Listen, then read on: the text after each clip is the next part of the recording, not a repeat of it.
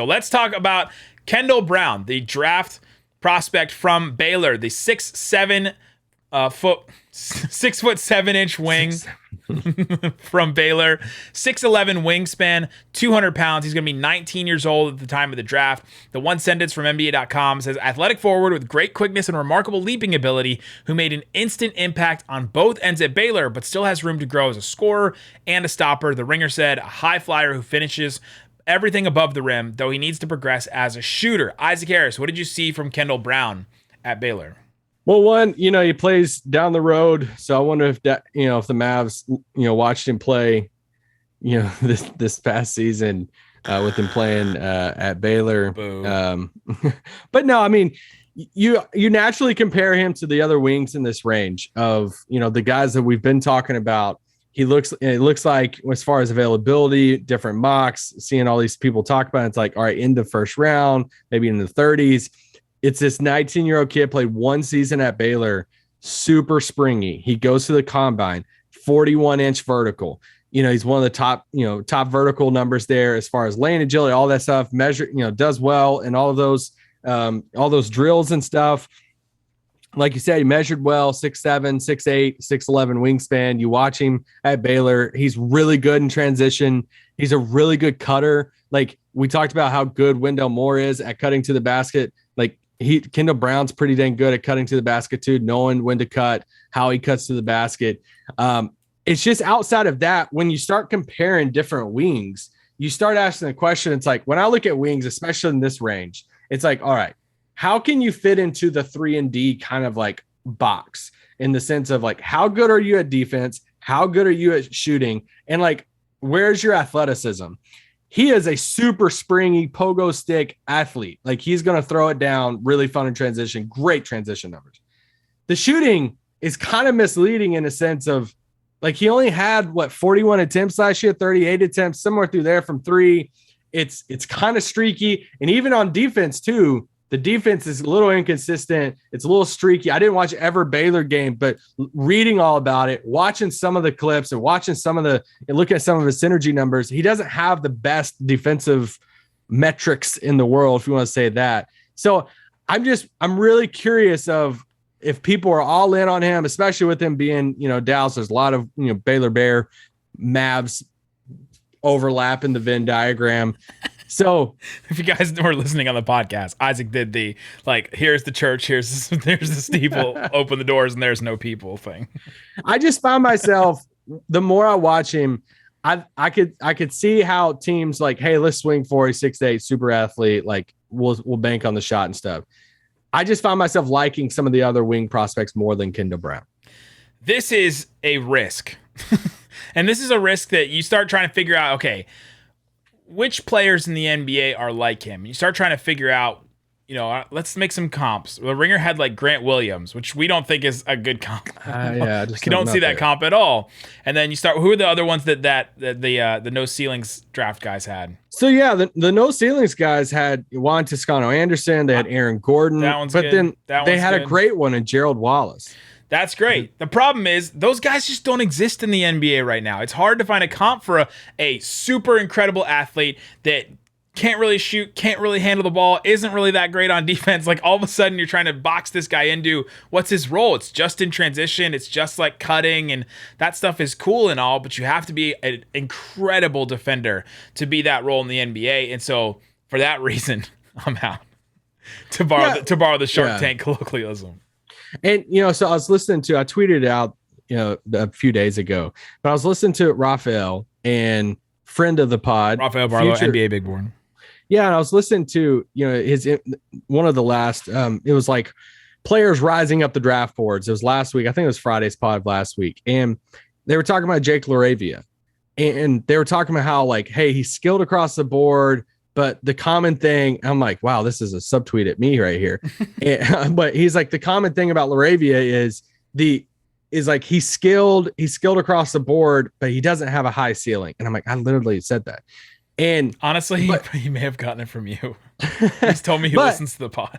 But he was talking about like the stereotypes, and the problem with stereotypes sometimes is if a guy is super athletic and raw, then the common theme is well, he has a lot of upside. Yeah. But if a guy is like skilled across the board and he's like polished, and it's like, well, okay, well, he has a low ceiling, but like he, the upside, I just don't know how much upside is there because and I'm like, dude, I feel so like convicted in that because I'm like, I'm right there. Like I was saying that and I fall into that trap sometimes. You think a guy like Jalen Brunson, I tweeted out that quote and somebody responded, was like, yeah, it's the same thing with Jalen Brunson, that he didn't, he doesn't have the athleticism, doesn't have some of this other stuff, but like he was so good across the board that he gets kind of overlooked. And we didn't hear the term upside and all of that with Jalen Brunson, but with some of these. So like, I think when you look at a guy like Kendall Brown, you look at the center matchup we did of, back last week of Jalen Williams from Arkansas versus Christian Coloco from Arizona,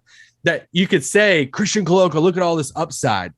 But Jalen Williams, you're probably not talking about a lot of upside when he's really good at a lot of different things. So I don't know. I mean, this is me being parachute guy into the draft process, right after the season starts. But that's just kind of, I don't know how I feel about Kendall Brown and his role in the NBA, especially if his shot's not there. He's just a really athletic guy, kind of like would Gerald Wallace work in today's NBA? I don't know. The thing about Gerald Wallace, though, is he was a good ball handler and he was a really good passer. Like he had that other stuff to his game that added, and he was an incredible defender, like incredible post defender, really good on the perimeter. Like he could do a bunch of other stuff. Now he was stuck with the Bobcats for a while and didn't really get to showcase it a lot, but like he had a lot of other skills to his game. Kendall Brown to me screams like Josh Jackson, Derek Williams, Wesley Johnson, like some of these guys that got drafted really high because you look at their athletic profile, you say, oh, dang, this dude, if he adds these skills, like you were saying, if he adds these skills, then all of a sudden he could be an incredible player. He could do what Andrew Wiggins just did. Like athletically, he's just as good as Andrew Wiggins. And we just saw what Andrew Wiggins did in Game 5, the NBA Finals. But he doesn't have the skills of an Andrew Wiggins. The jump shot is not anywhere close to what Andrew Wiggins is. This is setting it up perfectly for somebody that goes to Baylor that's going to be DMing us. Jason Lippert. Jason Lippert is going to come right after me. Somebody's going to write us The Hobbit in a DM and be like, you don't know what you're supposed to talk about. I may not. And I'll be. And I'm going to write back and tell you, go visit the Bears on campus. Okay. But no, I mean, he just on paper, you're like 19-year-old, 6'8", 6'7", super athlete. We know, like, you get why he's staying in the draft. Some team will swing on him at the end of the first or in the first, but he seems like a 30s type of swing, second round swing for him there. And that's where everybody has him. Raphael has him at 35. The Ringer had him at 33. ESPN mocked him at 34. The Athletic had him at 30. So like, we're not talking, I know I make all these comparisons like Josh Jackson, some of these guys that went top 5, top 10. He's not being mocked there. This is a flyer that you would take. This is a risk, which is why I started this with, he's a risk prospect. Like you take him with the thought of, okay, we're bringing this guy in. It's got great athleticism. If he can add a shot. Now he made 34% of his threes. He didn't take a ton of them, but he made a decent amount of his threes, and his shot is not terribly, it's not broken, right? It's not awful. No. To where you look at it and you go Ben Simmons. But he does have to add these skills, and it's hard to add these skills at the next level in the NBA, especially when it's defense, shooting, and ball handling. It's like all the three things that you need to add as a wing here. And so that's why it's interesting to me, and I don't think the Mavs should take him. They don't have the time to bring it around a guy like this. I'd much rather take a guy with either a ready-made shot or ready-made on defense. Like I'd rather have Beauchamp than him. Yeah, me too. And that's why I'm not out on him.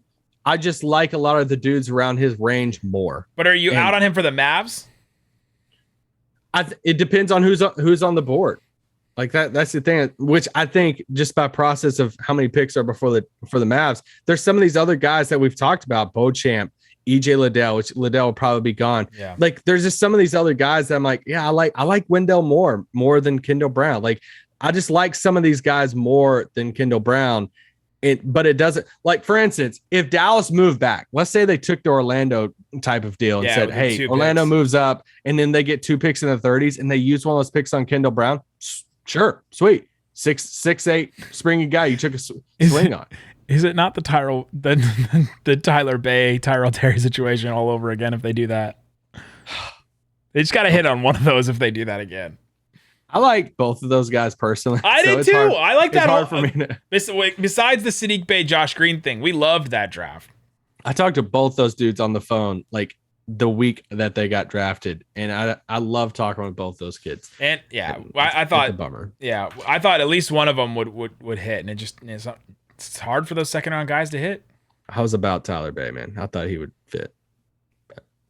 He had the mold. He just didn't have a shot, and it's kind of a very similar thing here. Yeah. So that's Kendall Brown. I'm sure Waco people will tell us more about Kendall Brown. Sick 'em, Locked On Mavs hosts. I will tell you this: the more I watched Kendall Brown tape film highlights, the more I like Jeremy Sohan. So, because that is like a real niche like draft joke you just made.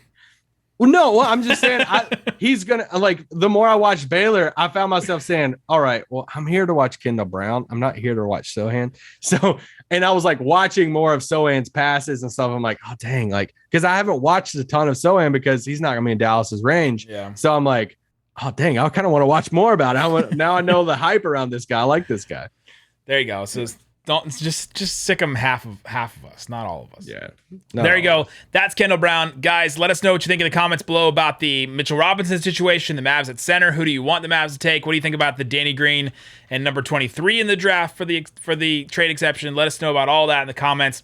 You can also find us anywhere you get your podcast. Thanks for making Locked On Mavs your first listen. We mentioned a couple times, but go listen to Locked On NBA Big Board. Rafael Barlow does a great job. We're going to have him on sometime this week to talk about Mavs. He's joined by Richard Stamen, Mavs draft a bunch throughout the next week or so to talk about the draft, mock drafts, player rankings, everything. Locked On NBA Big Board, wherever you get your podcast and on YouTube. Guys, thanks so much for listening to Locked On Mavs. Peace out. Boom.